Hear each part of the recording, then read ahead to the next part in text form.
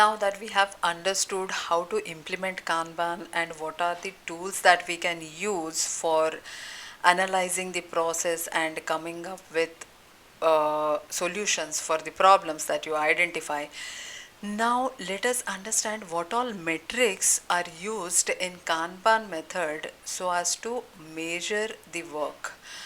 So here you can see that in this scenario, customer he raise the request, or when a customer he places the request, or when the customer has given you the request for developing a software or for creating a product, the customer will raise a request to the team, and this is the point A. From point A till you deliver the product to the customer, this time is known as lead time.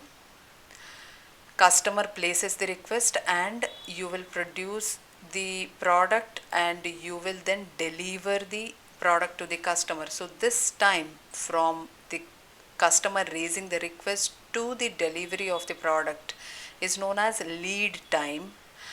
And when the team starts working on the product, like once they receive the request from the customer, they will start working on the product. So point B is when the team starts working on the product and they will be finishing that product by this time. Here we are representing it as point C.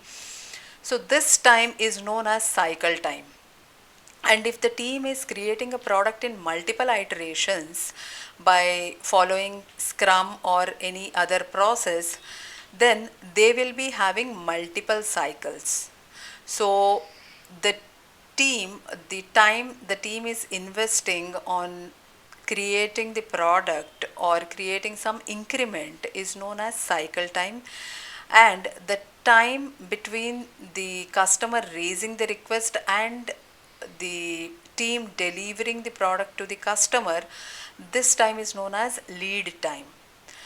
Now, what is throughput?